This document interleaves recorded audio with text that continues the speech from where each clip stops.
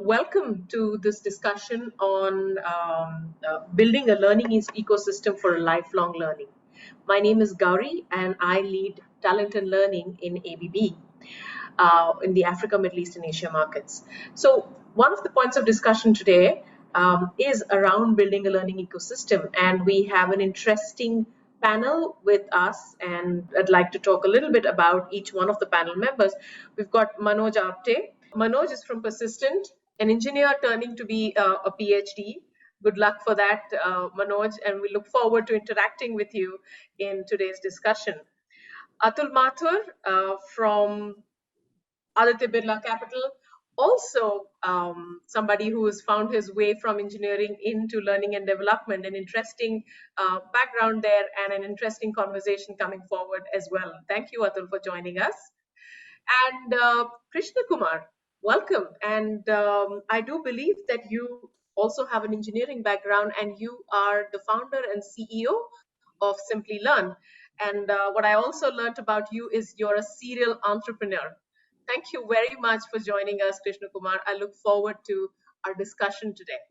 The pandemic, which started way back in 2020, well, 2020 was a special year, all of us agree. 2021 has been an even more special year. And the pandemic has brought about so many changes in the field of how we learn and how we strategize learning. I believe many of us would agree that the pandemic has been one of our biggest change makers in the recent times, in our times. Some of the organizations have been really quick in picking up how to adapt to these changes. Some organizations are still catching up. And it's going to be interesting to hear from each one of you of how each of your organizations have caught up on this. Manoj, would you like to share a little bit about how has Persistent caught up with these changes and what have been the key changes that have happened in the way you deliver learning and development in your organization? Sure. Manoj? Yeah. Thanks, Gowri, for that. So, hello, everyone. It's really nice to be here. Thanks for inviting me onto this panel. So, I think, and we keep hearing this, we are into a new normal. It's a completely different plateau that we are on to right now when it really comes to the overall organizational culture, learning systems, and so on.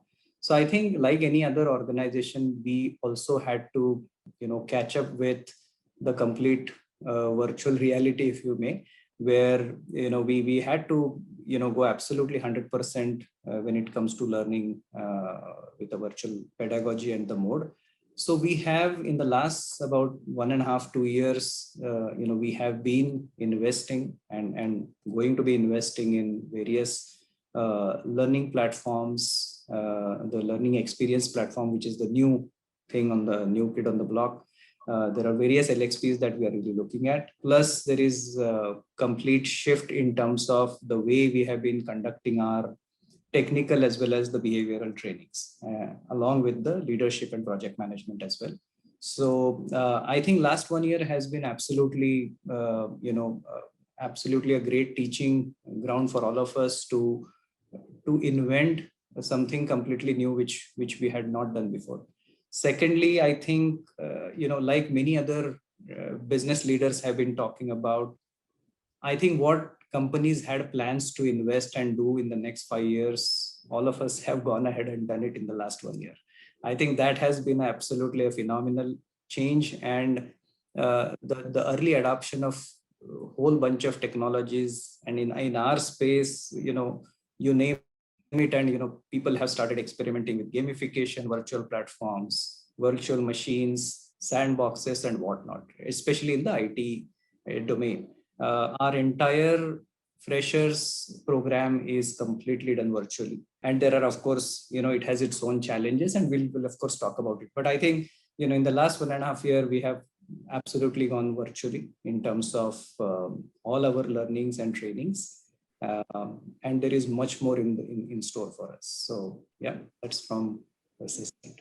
Thanks for sharing that, Manoj. And I think you made a very valid point about how organizations have adapted to this change quicker than we assumed that they would organize, that they would do this for. And it's true, I work for ABB, and within the organization, I have seen the kind of changes in the learning ecosystem which we probably had not seen in many years. And the pandemic has brought about this need for this change, and picking up on digital platforms and using digital ecosystems was something which was far away in the future, but I do see most of our organizations doing that. Over to you, Atul. I know we've talked a little bit about how Birla Sun Life has done some work in the area of sales training for your organizations. Can you share a little bit about how your organization has adapted and made this shift during the time of the pandemic? Yeah, Gowri, thank you. And thanks for having me on the panel. So at Aditya Birla Capital, and Birla Sun Life is one of the companies with capital, the shift was 100% transition to digital learning. And obviously we didn't have an option at that point of time because it was work from home, and everybody had to move into that scenario. However, one thing is that since we had been on the digital learning journey, so I would say that there was some level of preparedness when we talk of learning and development. But yes, compared to 90% physical and 10% digital, now it is 100% digital and zero physical trainings that are being done. Some of the first few things that we did initially was to make our people aware of the various platforms. So for example, MS Teams or Zoom, this is something, because for conducting training programs, it is important that the participants need to know what the functionalities are, what the features are. And that is what we did, across our organization with all our employees. Also, what we did was that, when we talk of, training through the digital medium, it's important that both the facilitation part as well as the content part is taken care of. And that's precisely what we did in a very short period of time, where we actually trained our people in terms of how to conduct what we refer to as virtual instructor-led trainings, and also curated the content so that it is appropriate. Because as you understand that in the digital medium, you cannot have more than, let's say, 90 minutes at one go. And you can't have those 8-hour training sessions, what we used to have in the good old days. So that was one thing that we did. And then, like Manoj mentioned, we also went in for some self-learning tools. There were some, learning architectures which were provided on the mobile as well as on the laptop, and we went in with some of our business partners who supported us in that journey. So net, what I would say is that the last 1.5 years, as Manoj rightly pointed out, what we have been trying to do for the last 5 years and what we could have done in the next 5 years, we could actually achieve it in this short period of time. Thank you, Atul. Thanks for sharing that input. And over to you, Krishna Kumar. I think being on the other side, where you are providing these solutions to organizations, what do you see as the shift from the way organizations are consuming this content? Sure, Gowri. So first of all, thank you for having me on the show, and it's great to hear you, Atul and Manoj. I'll share you my perspective as a service provider. First of all, this 16 months that we are in this lockdown or this corona crisis, it appears to be like a bad dream, that we're still in the bad dream and simply not getting over. So when it all started, it was like we all thought that maybe it's a couple of months, it will subside, it will go down, and everyone started adjusting to the new reality. But it appears to be a really long time or long journey. We don't know when it's going to get. So, but at the same time, when this whole thing started, there was a lot of apprehensions. Then, what will happen to employment? What will happen to business? What will happen to so many different professions that we used to see before this crisis? But fast forward many months, it suddenly changed for the tech industry. If you look at from the demand for technology professionals or digital professionals in general, suddenly skyrocketed to a level that we could have never imagined before Corona. So if you today are looking at hiring, let's say, a big data engineer or a data scientist or a cybersecurity expert or a digital marketer, is virtually impossible. Every candidate is having on an average 10 offers, and it's not an exaggeration. If any company wants to build a 20-member data scientist team, is virtually impossible.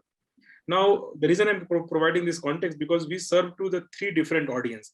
Our largest audience is consumers who come and buy our programs on our platform directly. Then we have enterprises who look at using our platform to train their existing employees or onboard new employees.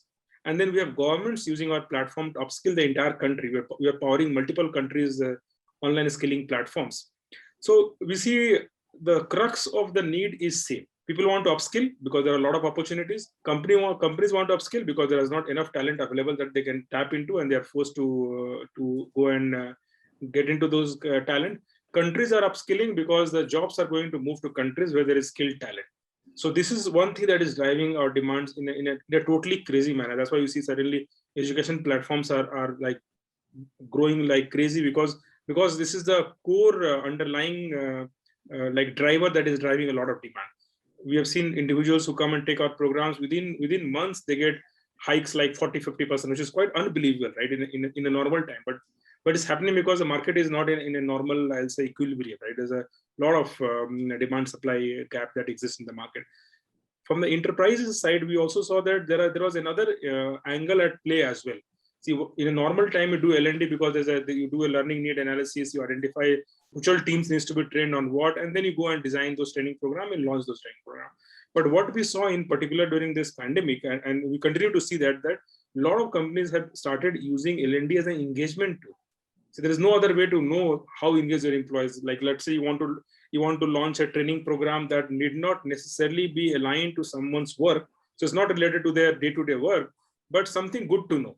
Now, depending upon how many people are enrolling for those programs, it's also a kind of pseudo indicator in terms of whether are people really engaged, they really care what the company is doing for them, or they are just coming transactionally, coming in and coming out.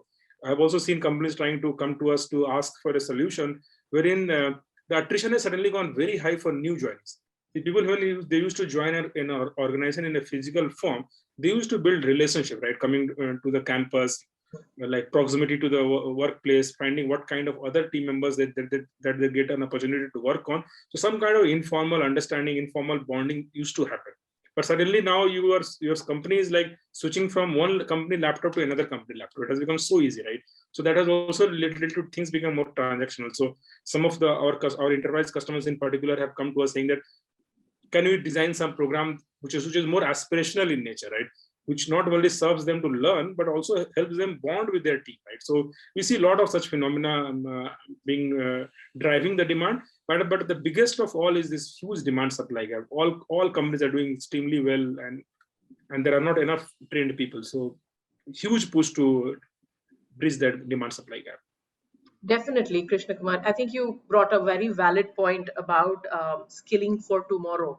I'm going to come to that, and as an L&D professional myself, when I reflect upon how our roles have changed from how we used to provide learning in pre-2020 to what learning looks like, and the fact that you said that jobs shift has just become moving from one laptop to another. Also, creating a learning ecosystem is not only about getting people ready for roles of tomorrow. It's not about, this is an upcoming job and you need the skill to be able to get ready for that. It's also about enabling people to, let's say, increase their marketability of the people that are there in the organization, isn't it? So coming to you, Atul, how has your organization seen this change or seen this shift about the kind of skills that you're looking at developing, and what do you see coming forward as? See, in terms of the kind of skills that we're looking at, one, I would agree with what Krishna said, that right from induction, when people are getting into the organization, to the other engagement in the organization, the development and all, everything is now digital. So definitely from a skills perspective, what we are, and as an organization, we aspire to be a tech plus organization. So we are in the financial services, but definitely looking at it from a future fit perspective, and that's where we're investing big time in terms of a lot of technology. And therefore, obviously, besides the domain expertise that we're looking at when we are hiring somebody or when we are developing people within the organization, the technology element has become very, very critical now. And that, to start with tech savviness, and then, understanding of the various technologies that are there, and, what can you use very, very seamlessly in your function, in your vertical. a lot of focus is going, in that direction now. So, from a skill building point of view. Also, one interesting thing which is happening is that a lot of mundane processes are also kind of being, digitized. So for example, let's say MIS is something which, all functions in the company, require data, and, there used to be MIS coordinators and, a complete army of people working over there, right? A lot of that actually is now, let's say, shifting to what we call as robotic process automation, right? Where you could actually deploy bots and, get the thing done over there. So this shift obviously requires, a different kind of a skill set in terms of handling it, in terms of managing it. So that's where we are putting a lot of focus in terms of development of our people. Obviously, the domain expertise remains, and the behavioral expertise in terms of leadership development, that also is a part of it. So it's an interesting, canvas at this point of time, and that's what we as an organization are focusing on. True. Thank you, Atul. And I completely relate to what you're talking about. Being responsible for leadership development, one of the things that I saw as the biggest shift is one of those programs which were leadership development programs has so seamlessly transitioned into being an online model and being delivered really fine. I think that is something which is it's beautiful to see how we have been able to kind of pick up the design elements of the various courses and put them into a digital format. Manoj, Gowri, just to add, Gowri, a very interesting thing that we have also done is that even things like yoga, and yoga being part of, because wellness is a very, very important thing nowadays, right? And yoga being part of some of our leadership development interventions, fully integrated, and that's being delivered digitally. So that is something which probably, let's say, 2 years back or 3 years back, we could have just shrugged off, saying that no, not possible. But that's very much a reality now. Interesting. Thank you for sharing, Atul. Manoj, over to you. Can you share with us something about how Persistent is looking at skilling for the future and creating that ecosystem? Yeah. So quite interesting to hear Atul's point of view, because I think we come from a slightly different setups, right? And our business focus is the kind of audience, employees we are looking at is relatively different.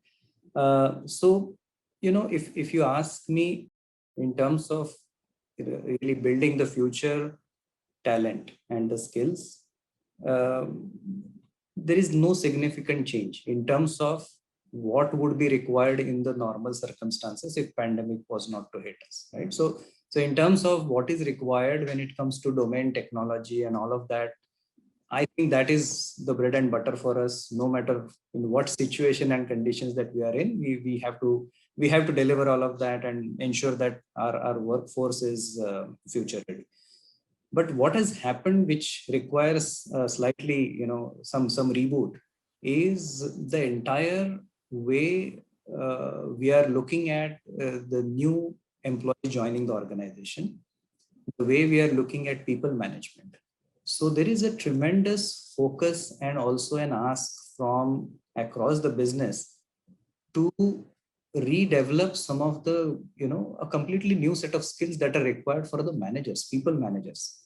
And I mean, all those myths in terms of, the entire team has to be in office, physically in office, and that probably gives them the best handle on the team. All of that is busted, right? So, but at the same time, this situation has given birth to multiple new challenges, right?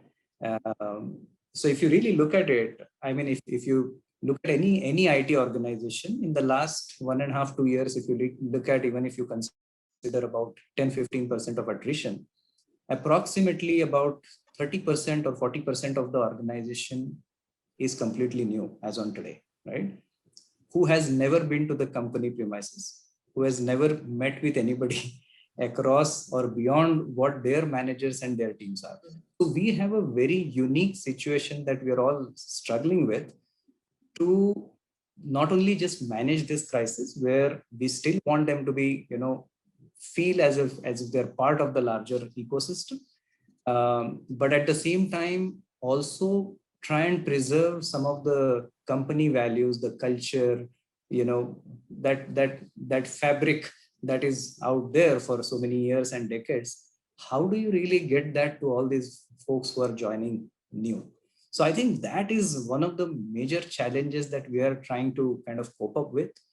Because if you ask me, with Skillsoft and many other platforms, Orally and Coursera around, I think we are able to manage and mitigate the risk of the skilling part of it virtually, right? Because these platforms really come very, very handy. But what is the major struggle right now to really bring in that the whole emotional quotient, if you may, right? And that is something that we have been consciously focusing on as L&D.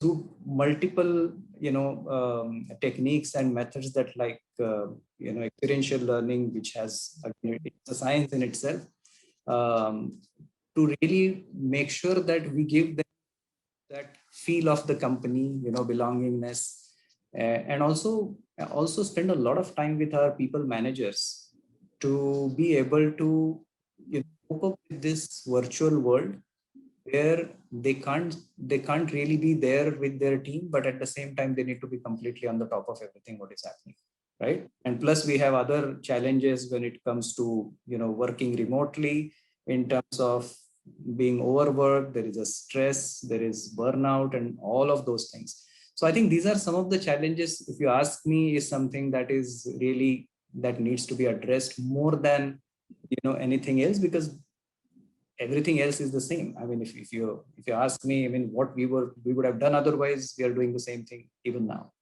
right? So that's really my few cents. And one lastly, I think every crisis and every problem is leads to a lot of innovative ideas and whatnot. So in my experience, I have seen all this crisis and pandemic has actually given birth to many new topics which we didn't have earlier, in terms of especially people development and behavioral skills.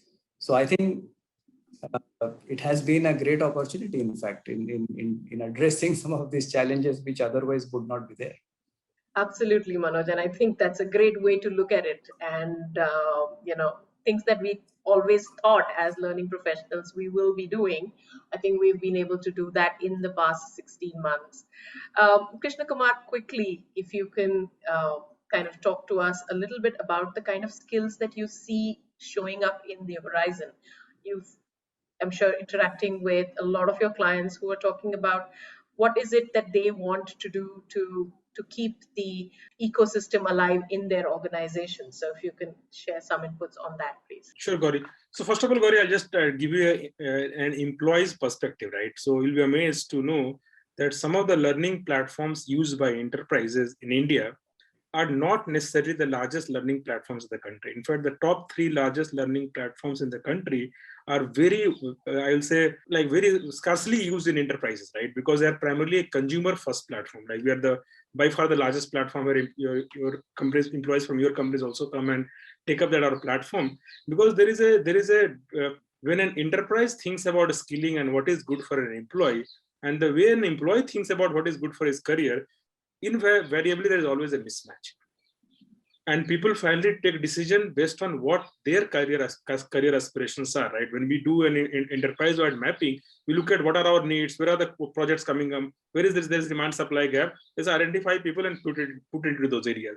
When an employee thinks about their skilling, they think which are the highest growing areas, which of my friend is doing very well in that area, how can I also try to learn something and get into that area. So we power primarily that aspiration, right? And our value prop is very simple. See, in a technology world, the only thing that you can do is to be open to learn. Today, what is hot might not be hot tomorrow. But if you learn to learn and always keep that your antenna up, that okay, let me figure out what is the next thing that is coming up, you'll always beat that curve, right? So that's what we advocate our learners, and that's what we stand for. So if you come to Simplilearn platform, whatever is the most trending technologies, you'll find a program very well curated with a leading company, with a leading university.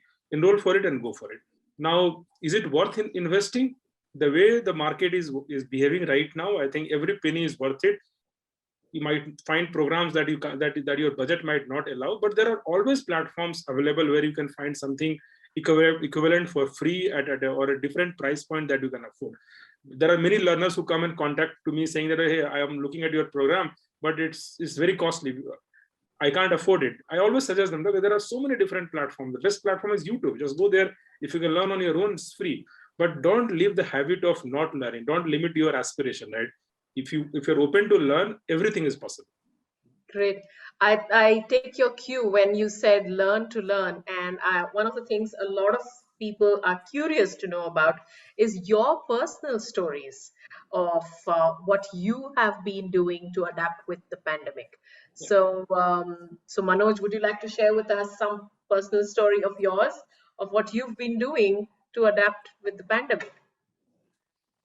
Well, yeah. So I think in terms of at least what is top of my head right now is my research. That has been something which is really keeping me up on the learning curve. So just to let you know that my research topic is in education. Incidentally, I mean, that is something that I always wanted to kind of do. And interestingly, what I have been really reading about, which is of course as part of my curriculum, to do a lot of literature review. One of the things which is the theme of my research is the cooperative learning. So incidentally, it has really come out at the right time, because with all the virtual world that we are living in now, and more so in the pandemic, that entire personal kind of touch in terms of being there with the colleagues and all of that is absolutely not there, right? So at least one of the things that I'm realizing as part of this literature review that I'm doing is, even in such circumstances, I think adopting to some of the techniques that cooperative learning promotes would be an amazing thing for all of us. Especially, because if you pick any e-learning platform today, it's very, very individualistic. Right. And that is one thing which I'm also realizing, and I'm also trying to kind of think through to see, can I get or create small cohorts of learners while we are promoting e-learning, but still kind of enforcing at least, few people to kind of come together, learn and exchange, is another area which I see need of the hour. And as I actually was doing a lot of research, I believe it will be a extremely handy tool if you really ask me in the pandemic. And in fact, one of the things that I'm also experimenting, and I'm sure there is nothing to lose there. In all our freshers trainings, one of the techniques we are trying to adopt from cooperative learning is paired learning. And that is actually my research topic, which is primarily about, creating pairs of learners who do most of the activities pretty much together, right? And all the learning, the assignments, the deliverables, it would kind of force you to do things in a pair, which obviously compels you to be in touch, to be talking to your partner, and so on. And of course, the final assessments could be at the individual level. But that has been my biggest learning, and I would also, see if some of the e-learning platforms can provide that with some help of technology, I don't know, to really have some, learners cohorts created, and maybe the next generation thing for us. Interesting. Thank you, Manoj. Manoj, you should try Simplilearn. That's exactly what we do. It's all about cohort learning. You should try it out. That's why we're popular, right? Because we do what learners really require. Sure. So Krishna, what personal stories would you like to share from what personal stories about learning that would you like to share about? Yeah, definitely, Gowri. So I'm an avid book reader. So during the pre-COVID time also, I used to read a lot of books, and a good part of my time was spent on traveling. So the flights used to be the best time to read any book that I wanted to cover. But this pandemic gave me a lot of time, and in addition to my regular business-related books that I hear the stories about good product or a good business that did something out of the way. But this pandemic, I also spent a lot of time reading Gita. I read multiple versions of Gita to figure it out that how come people wrote something that was so insightful so many years back.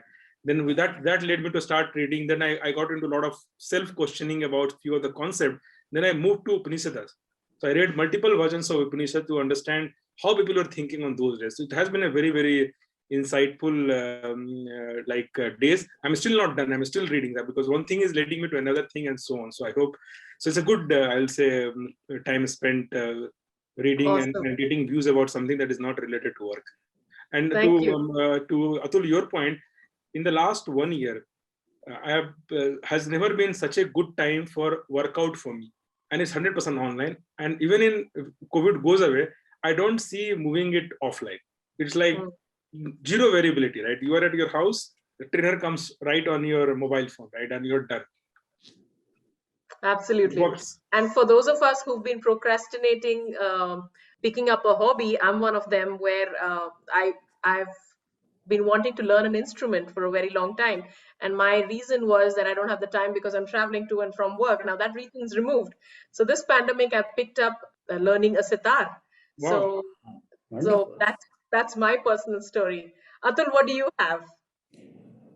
Okay, so Gowri, the entire period has been full of learnings, really. And the way I directed my learning was one, of course, do research online, read, meet with more and more, business partners, because you get a lot of good ideas from there. You understand what's happening in the outside world, so it has to be very clear and outside in approach. Besides that, for example, our own service provider. So, for example, our email system and all, the service provider, we actually spoke to them initially and took their help in terms of, when we were curating a VILT piece, and that was a lot of learning that, that we got. Second is that, a combination of reverse mentoring and crowdsourcing. We have, for example, something called L&D Week at Aditya Capital, which is a week-long affair where we try to promote all our learning offerings, and it's a good engagement platform as well, where the top team, the senior management, middle management, everybody comes together, right? Now, this time, because of pandemic, we could not do a physical thing, and therefore it had to be 100% digital. So, what I did was that identified some bright young people from the learning teams of different businesses that that are there, and asked them to ideate. And the mandate that I had given to everybody was that we don't have a veto power in this. Let them come up with some ideas.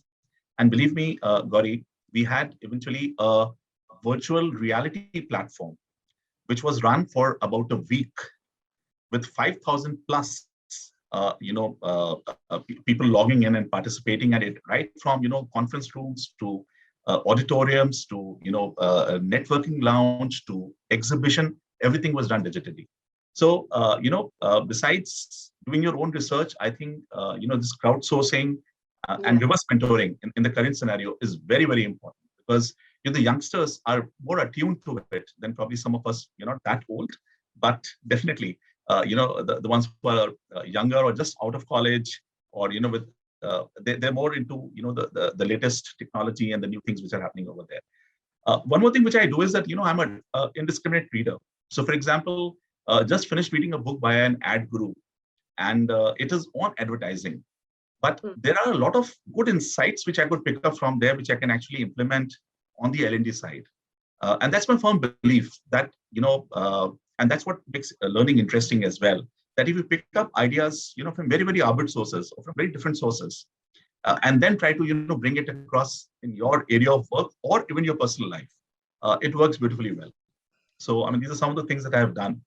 But definitely, the last 1.5 years have been full of learning. And like Krishna said, so Krishna, I've also been a little regular now in terms of my workouts at home. And as I said, some yoga and all that we do digitally. And this has definitely helped. So I think since I didn't talk about anything on my personal front, right? So I think, beyond all the research and all the good things we are doing for self as well as professional life, last 1.5 years also has been, it gave us that additional bandwidth to do something beyond what we've been doing.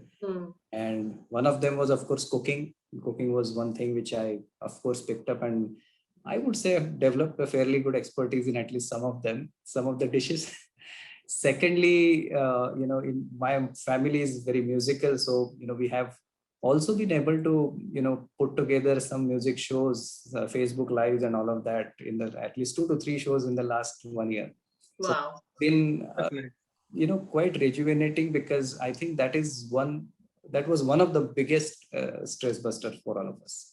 So yeah, I agree. I think it has really given us that mind and space to really, do something beyond. Thank you, Manoj. And that's an awesome story. Thank you so much for sharing, everybody. I think each one of your examples and stories was so relevant, and especially those with the personal stories that you shared. Thank you so much for sharing what you did, and let's keep learning. And I look forward to an even more interesting rest of 2021. I hope we are able to see each other in person next year. Thank you so much. Thanks, Gowri, and thanks, Manoj, and thanks, Atul. Great meeting you. Look forward to meeting Thank you so sometime much. in person, hopefully. Yeah.